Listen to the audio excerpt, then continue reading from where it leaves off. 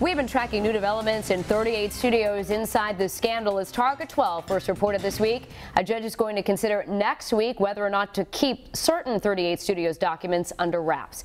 This new information coming as the courts are preparing to release tens of thousands of documents from the 38 studios lawsuit.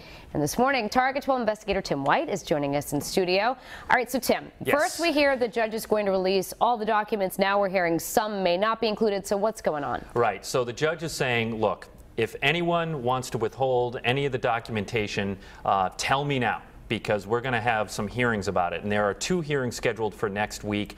Right now they're in open court, so if anybody asks to have stuff remain under seal, we should know who that is, and hopefully we will know what they're asking to remain sealed. I mean, certainly people want transparency after all this time. So if certain things are sealed, you would imagine people are going to be pretty frustrated.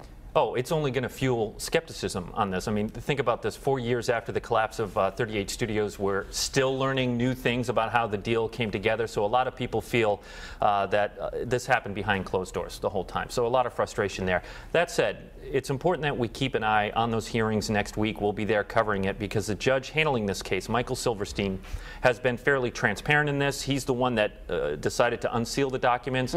Clearly, he understands the enormous public interest in this case. It'll be interesting to see what he does. And we use the word enormous. I mean, we're talking about thousands of pages here. So how do we actually handle that? What are we anticipating for the actual release of these documents? Well, the courts, the way they're going to handle it is they're leaning toward, and so I want to stress that, they could change their mind, they're leaning toward putting it on the judiciary webpage. The judge has made it clear to them, and he's been emphatic, that this isn't just for the media. He wants to make sure the general public can go through all of it.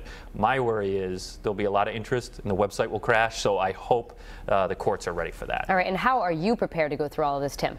Pizza and caffeine for a couple of weeks. But we do have a full team dedicated to going through these documents. We have Dan McGowan and Ted Nisi from WPRI.com, myself, Walt Buteau.